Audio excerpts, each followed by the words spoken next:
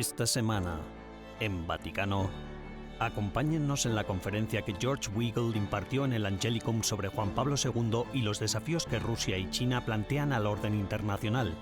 Vivimos las calles de Roma llenas de gente marchando por el derecho a la vida y descubrimos por qué también los científicos están de acuerdo en que debemos perdonar constantemente. Dentro de unas semanas, en junio, se celebrará el Encuentro Mundial de las Familias en el corazón de la ciudad eterna y analizamos por qué las familias son hoy más importantes que nunca. Todo esto y mucho más, ahora, en Vaticano. Cardinalem Wojtyła. Juan Pablo II comenzó su pontificado con las palabras «No tengáis miedo», una frase que el biógrafo polaco del Papa cree que puede aplicarse a la diplomacia vaticana con Rusia y China en la actualidad. Este pasado 18 de mayo, el 102 aniversario del nacimiento de San Juan Pablo II, George Weigel, autor de la biografía Testigos de la Esperanza, ofreció una conferencia en el mismo lugar donde estudió el que después acabaría siendo el Papa Juan Pablo II, en la Universidad Angelicum de Roma. Creo que la antífona «No tengáis miedo» se plasmó en su determinación de decir la verdad al poder, tal y como hizo en las Naciones Unidas en 1979 a la hora de pedir a los regímenes comunistas que cumplieran los compromisos que habían contraído con los derechos humanos, especialmente con la libertad religiosa. Para el ámbito diplomático, todo eso estaba incluido en el «No tengáis miedo». Weigel argumentó que la búsqueda de la Ostpolitik por parte del Vaticano, una estrategia diplomática defendida por el cardenal Agostino Casaroli en la década de 1970, que evitaba la condena pública de las violaciones de los derechos humanos del comunismo en aras a alcanzar acuerdos diplomáticos, no logró su objetivo de garantizar la libertad de la Iglesia para vivir su vida sacramental según sus propias normas. Creo que no referirse a esta situación como guerra fue un error. Ha sido mucho más agudo los comentarios de las últimas semanas. Considero que hay un malentendido general en el Vaticano sobre el carácter del régimen de Putin y el de sus ambiciones, y sobre cómo en parte se basan en la equivocada idea religiosa de que Rusia es la única heredera legítima del bautismo de los pueblos eslavos orientales en el año 988. George Weigel cree que al seguir estrategias diplomáticas que exigen que el Papa y el Vaticano eviten condenar públicamente las violaciones de los derechos humanos, la Santa Sede corre el riesgo de perder su autoridad moral cuando se trata de la República Popular China.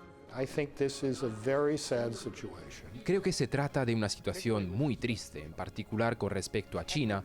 La tibia respuesta a la detención del cardenal Zen conduce al deterioro de la autoridad moral de la Santa Sede.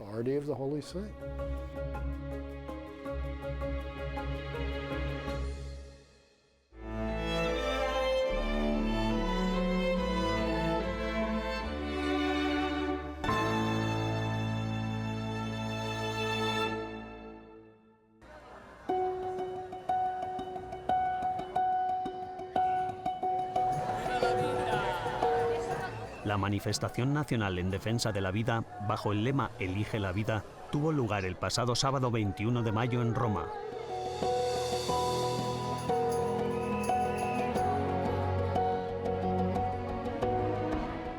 Una marcha que vio desfilar a miles de personas por las principales calles de la capital italiana, desde la Piazza della Repubblica hasta la Piazza San Giovanni in Laterano.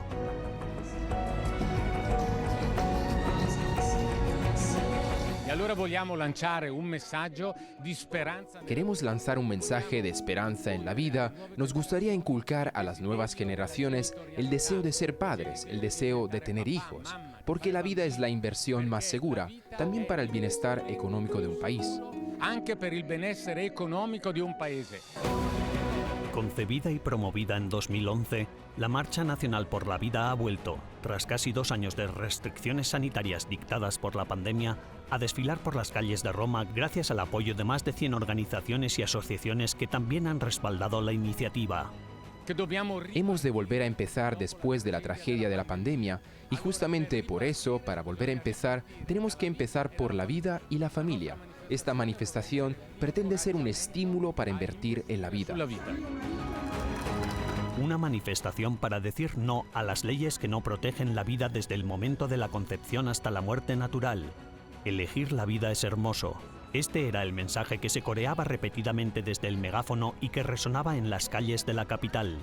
Esperamos que manifestarnos de este modo ayude a mantener despierta la atención de la gente por la vida. Por eso haremos una cada año.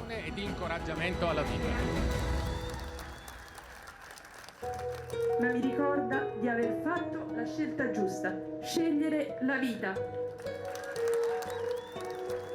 Una marcha que presenta un testimonio público de la inaceptabilidad ética y la herida social que el aborto, la eutanasia y todos los demás delitos similares generan hoy en día contra la dignidad humana.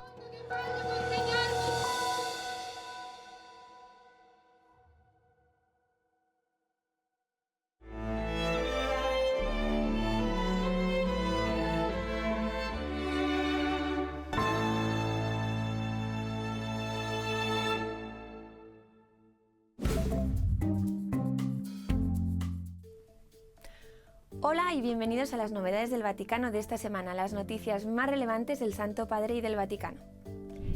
El Papa Francisco ha declarado que está rezando por la Iglesia en China y siguiendo atenta y activamente la vida y las situaciones, a menudo complejas, de los fieles y los pastores allí. El Santo Padre no se refirió específicamente a la reciente detención del cardenal Zen en Hong Kong. Zen fue puesto en libertad bajo fianza, pero deberá ser juzgado próximamente. El Papa reconoció un milagro atribuido a la intercesión de Teófilo Camomot, un arzobispo filipino con fama de tener la capacidad de bilocación. Incluso en vida ya se le atribuyeron diversos milagros. Las escuelas católicas no deben ser cristianas solo de nombre, sino que de hecho, dirigiéndose a los hermanos de La Salle, el pontífice subrayó que los educadores cristianos deben ser, ante todo, testigos del Evangelio. El educador cristiano en la Escuela de Cristo es ante todo un testigo y es maestro en la medida en que es testigo, dijo el Papa Francisco. El Vaticano ha modificado las normas para los superiores mayores de las órdenes religiosas. En el futuro, los hermanos religiosos que no sean sacerdotes podrán dirigir sus comunidades religiosas con el permiso del Vaticano. El pontífice dijo que la Congregación Vaticana que supervisa las órdenes religiosas puede, en casos individuales y a su propia discreción, conceder el permiso para que los religiosos no sacerdotes asuman el papel de superior mayor. El Papa Francisco lamentó la difusión de formas modernas de esclavitud incluso en las zonas más desarrolladas de nuestro mundo. Dirigiéndose a los expertos implicados en la lucha contra la trata de personas, el Santo Padre subrayó la necesidad de apoyar, acompañar y reintegrar a las víctimas de la trata en nuestras comunidades y ayudarlas en su proceso de curación y en el restablecimiento de su autoestima. Gracias por acompañarnos durante las novedades del Vaticano de esta semana. Les ha informado Almudena Martínez Bordiú para EWTN Vaticano.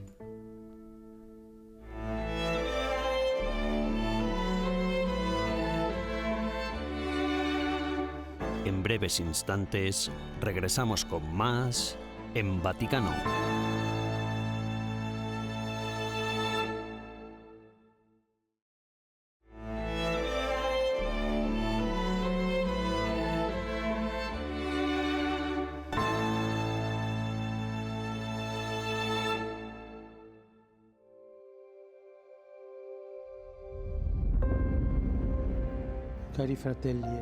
Queridos hermanos y hermanas, el próximo Encuentro Mundial de las Familias se celebrará en Roma en junio de 2022. El lema del encuentro será el amor familiar, una vocación y un camino de santidad.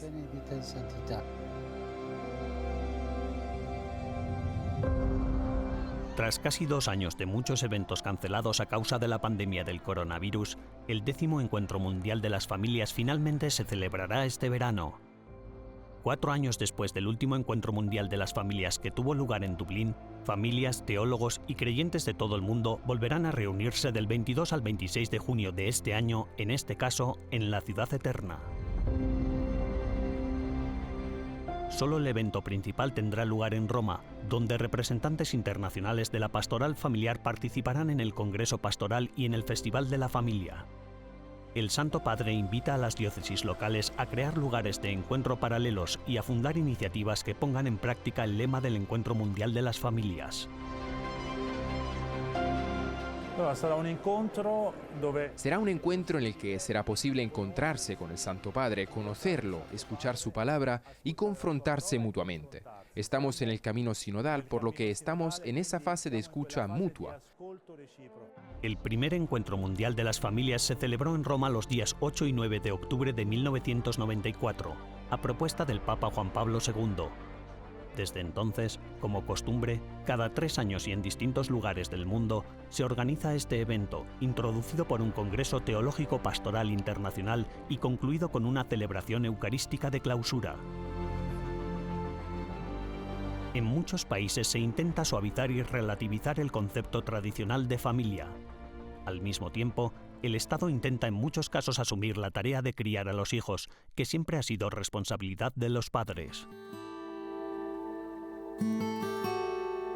El propio Papa Francisco lo ha dicho en su carta Evangelii Gaudium. La familia, al igual que todas las comunidades y vínculos sociales, atraviesa una profunda crisis cultural.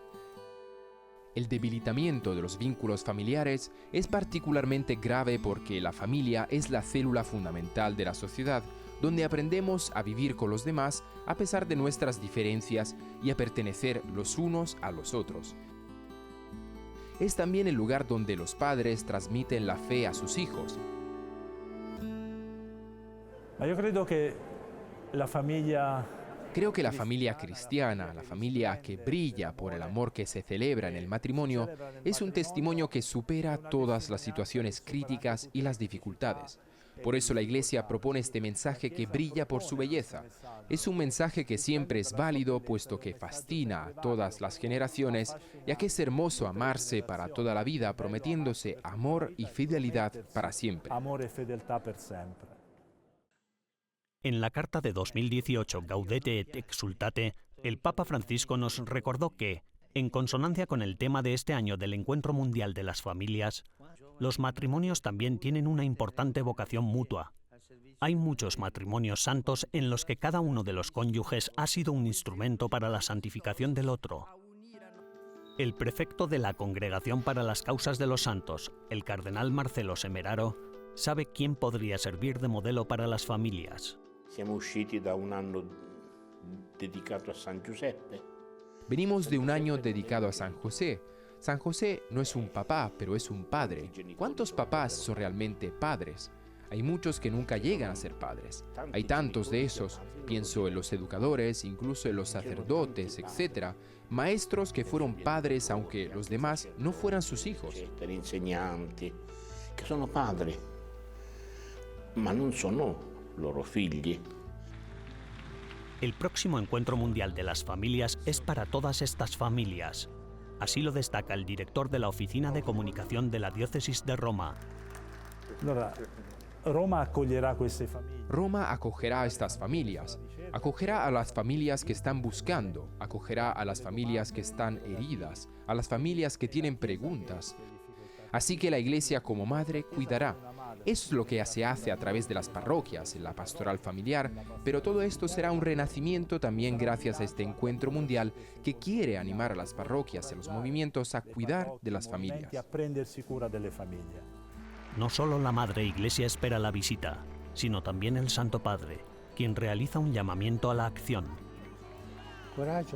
Ánimo pues, queridos pastores y queridas familias, y ayúdense mutuamente a organizar encuentros en las diócesis y parroquias de todos los continentes. Que tengan un buen viaje al próximo Encuentro Mundial de las Familias y no se olviden de rezar por mí. Gracias.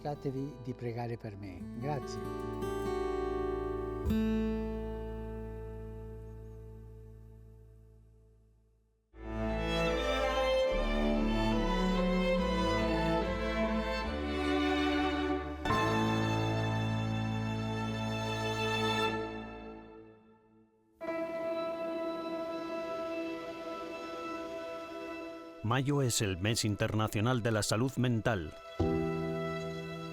Cada vez son más las personas que buscan la ayuda de los profesionales porque experimentan dificultades a nivel psicológico.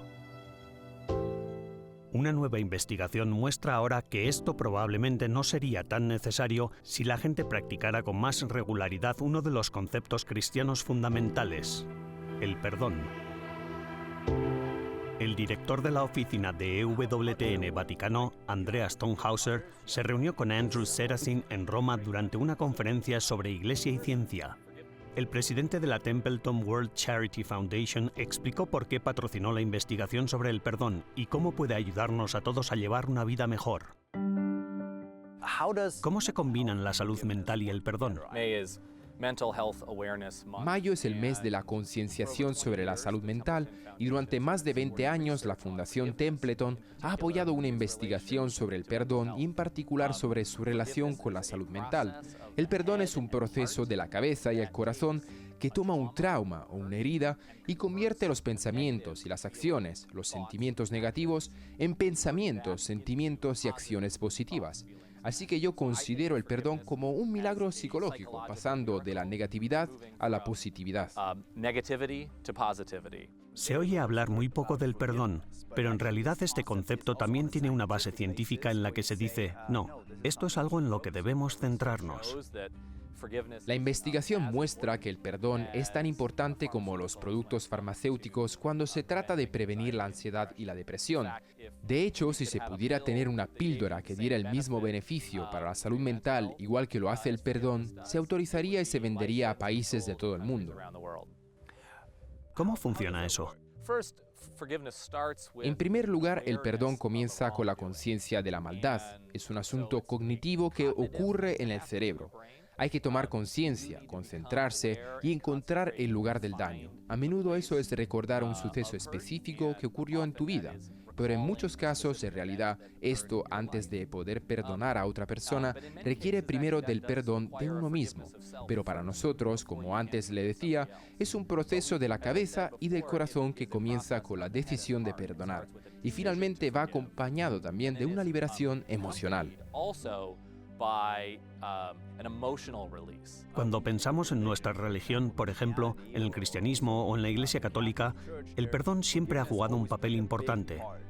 No hay más que ver la confesión, donde también te dicen que quedas perdonado. ¿Tiene esto algún sentido a la luz de esta investigación? Por supuesto que lo tiene. Creo que se inspira en los compromisos y las obligaciones que la fe cristiana tiene con el perdón. Esto, en realidad, de lo que habla es de la primera parte del perdón, de la idea de que tenemos que decidir qué es un compromiso que debemos hacer. Pero usted menciona la penitencia y la confesión, y a menudo la penitencia es algo que tiene un elemento corporal. Es necesario rezar el rosario, por ejemplo. Necesitamos decir palabras, necesitamos visualizar el mal que hemos hecho. Incluso el acto de hablar con otra persona es algo muy encarnado. ¿Y este tipo de idea encuentra alguna cabida dentro de la comunidad científica? Creo que dentro de la comunidad científica hay una tremenda apertura a esta idea del perdón. Ya sabe, los psicólogos o terapeutas del ámbito de la salud mental se dan cuenta de que no tenemos todas las herramientas que necesitamos para abordar la creciente crisis de salud mental. Así que hay libros de orientación que se pueden seguir. Hemos publicado algunos de ellos en un sitio web llamado discoverforgiveness.org, al que creo que ya se puede acudir. Por otro lado, pienso que a veces encontramos una resistencia al perdón en nuestra cultura. La gente piensa que si perdona, pierde poder, que de alguna manera, ya sabes, por mostrar el poder que otra persona tiene sobre nosotros, uno se vuelve menos poderoso. Y también sucede que algunos consideran que por perdonar se pierde la capacidad de alcanzar la justicia. Y el hecho es que, de nuevo, la investigación muestra que en realidad no ganas poder, sino que cuando perdonas, ganas voluntad y un sentido de control sobre tu propia vida. Y de igual manera, uno es capaz de buscar la justicia de manera independiente. Entonces, ¿con qué frecuencia debemos perdonar a nuestro hermano? 70 veces 7. Andrew, presidente de la Fundación Mundial de Caridad Templeton, muchas gracias por estar aquí con nosotros en Roma y por su investigación. A ustedes agradezco la oportunidad.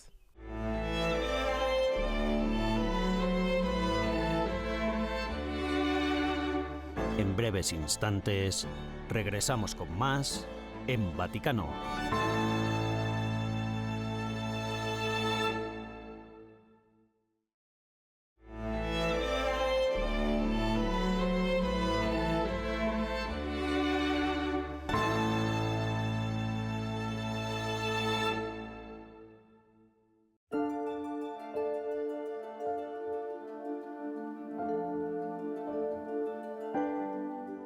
A lo largo de los siglos, la Virgen María ha sido representada en el arte cristiano con diferentes rasgos faciales, colores de piel y nacionalidades.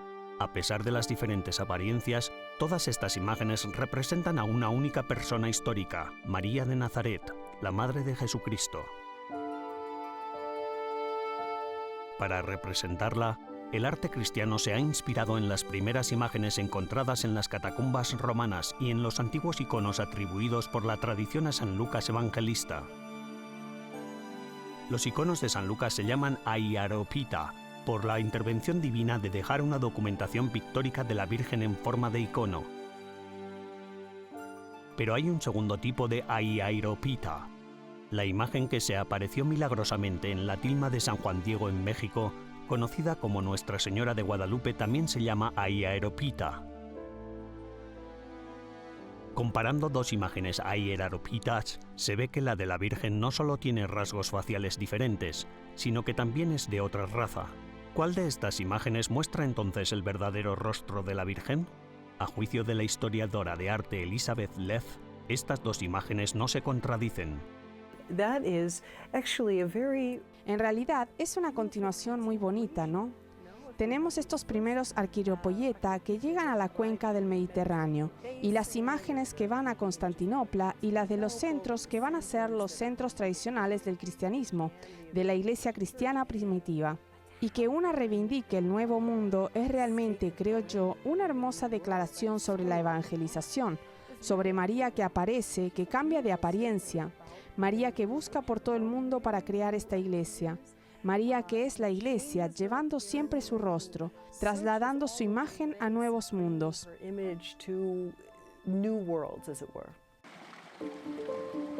La Virgen María no es solo una persona histórica, sino que ocupa un lugar especial en el designio divino de la salvación humana. El padre Salvatore Perrella, mariólogo, nos explica el singular papel de la Virgen en la comunicación de Dios. Ma a cosa servono le apparizioni? Pero, ¿para qué sirven las apariciones? Las apariciones sirven para recordar a Dios como presencia, a Dios como providencia, a Dios como guía de la humanidad. Pero Dios se deja captar a menudo por el hombre a través de la mejor creyente, que es María. María es, por así decirlo, la embajadora del cielo. Las apariciones nunca son iguales, siempre son diferentes épocas, diferentes situaciones, diferentes contextos. Pensemos en la primera aparición moderna, la de 1531, la de María de Guadalupe presentándose a Juan Diego bajo la apariencia de India. ¿Qué significa eso? Que el cielo tiene en cuenta las culturas y las respeta. Che il cielo tiene conto delle culture e rispetta le culture. El arte cristiano sigue la revelación divina y revela el papel específico de la Virgen en la iglesia diseñada por Dios.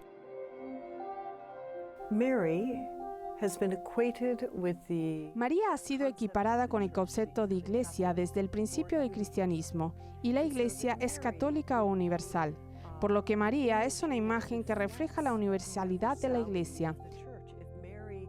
Si María se presenta al mundo, representa a su hijo. Señalando a su hijo en Asia, ella se parecerá a la iglesia de Asia. Si está presentando a su hijo a los pueblos de África, se aparecerá como parte de ese mundo para que a todos pueda atraerlos al único y verdadero Cristo. Es algo realmente hermoso lo de los múltiples rostros de María a lo largo de la historia del arte.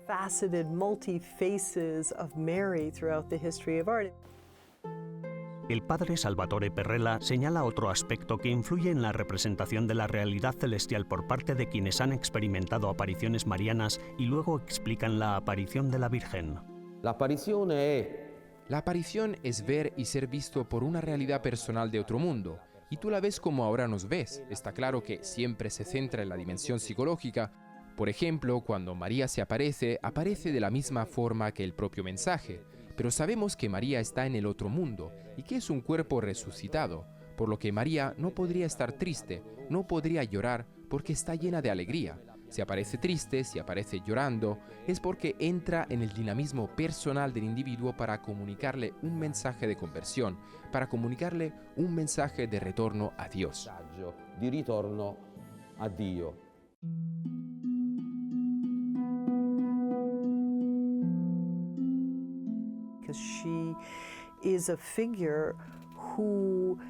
Es una figura que crece junto con la Iglesia. Ella es parte de esta cosa viva que es la Iglesia. No es solo la figura que simplemente saludas al entrar en una habitación. Está muy claro que el papel de María estaba destinado a ser uno de intercesión constante y cada vez más intercesora a medida que el mundo seguía creciendo con todas las personas. La gente habla de las actrices más fotografiadas o de gente como la princesa de Gales como la mujer más fotografiada, pero realmente la mujer más representada de toda la historia es María, y ha sido representada de tantas maneras diferentes debido a esa extraordinaria universalidad de la Iglesia, personificada en la Madre de Jesús, la Santísima Virgen María.